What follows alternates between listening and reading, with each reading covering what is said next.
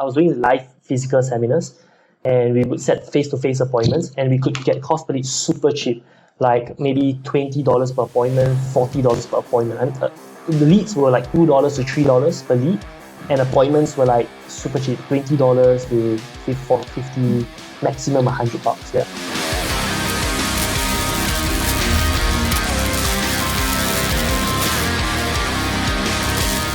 The way I've seen AI kind of be applied to webinar funnels is cart abandonment. So when somebody gets onto the order form after the call to action, and they don't take action for whatever reason, they can use either text messages or chat in order to close the sale. I've also seen, this is not really AI per se, because we've had that available with ManyChat years ago. Basically kind of use social media to qualify a lead and then send them into your funnel.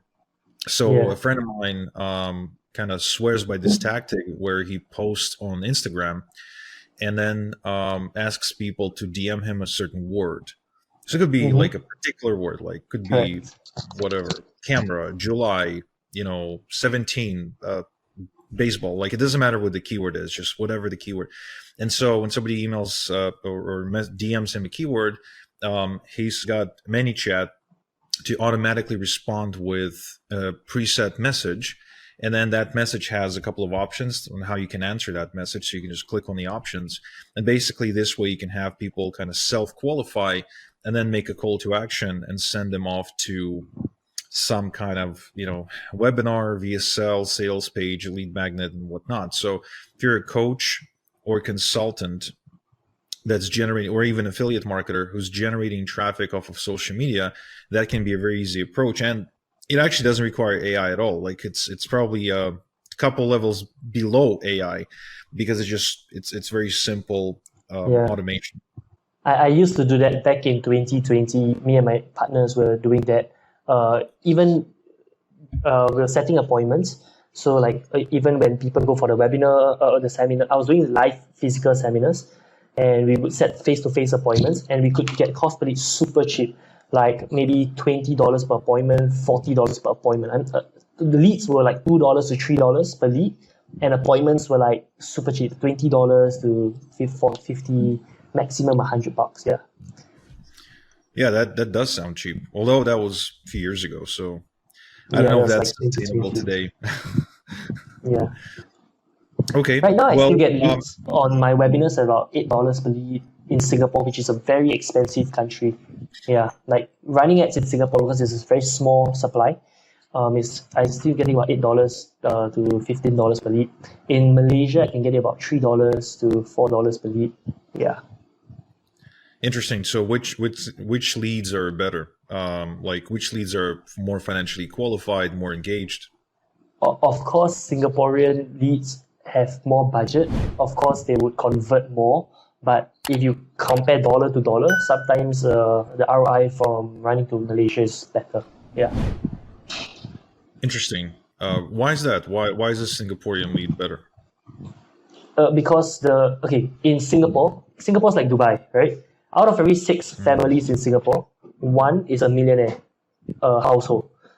Because our houses over here, the cheapest house is like 500,000 Singapore dollars, which is about 400,000 US dollars, and that's like a government housing. And almost every Singapore family owns a house. So if you own a house, you are almost a millionaire already.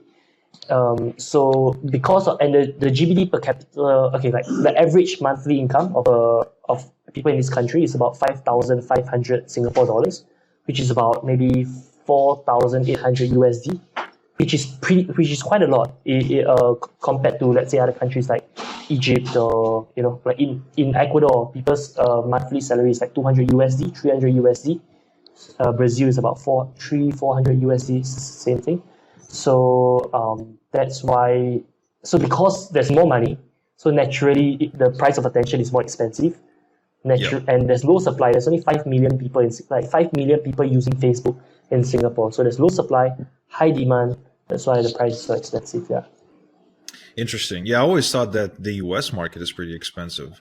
But then again, it's pretty big too. So in other words, like I got a friend who markets predominantly to Russian speaking market, and when he tells me about the prices he's paying for leads, I almost laugh. It's like there's never been a day in my life when I paid that little for a lead. But then again, his leads can only really pay so much, and it's a different mindset, different sort of I would say financial.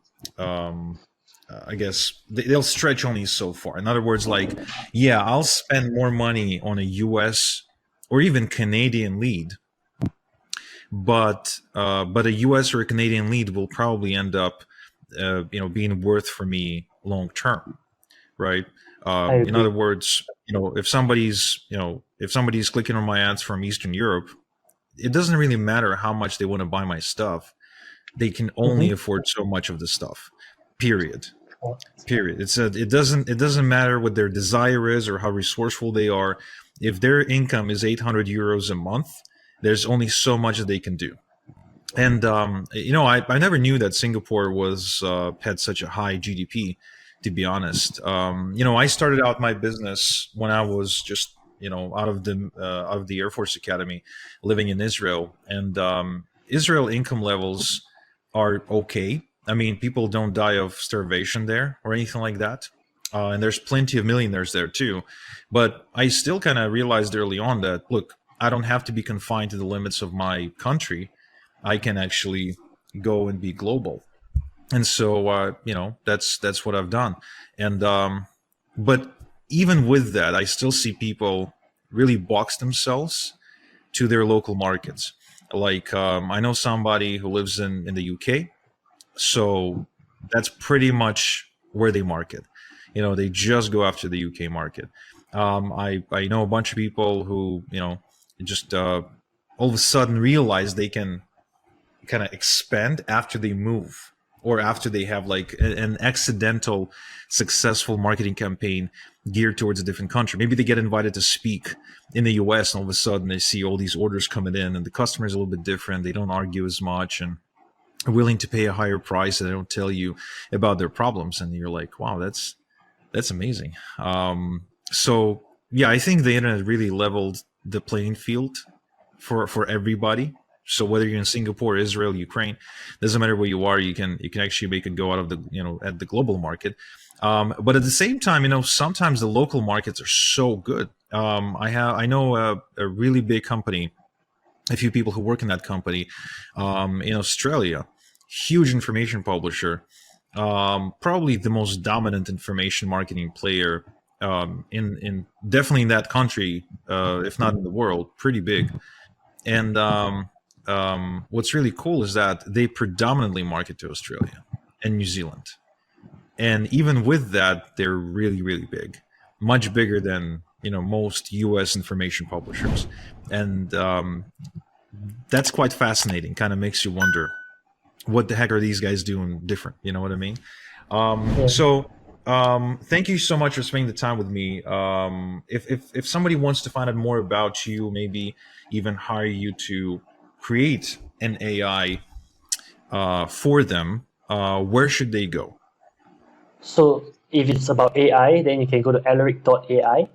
My personal website is www.alaricong.com, and I'm on Instagram as Alaric Ong Travel, or just search my name, ALARICONG, and you can find me on Facebook, Instagram, LinkedIn, Twitter, etc. And thank you so much for having me on this show, Igor. Yeah, my pleasure. Thank you. So, guys, if you want to contact Alaric for anything, you can head over to alaricong.com. If you specifically want to explore the possibility of him building you an AI version of you for customer support, marketing, branding, closing sales, cart abandonment, and anything in between, I mean, you can probably create one just to chat with your spouse over iMessage or WhatsApp.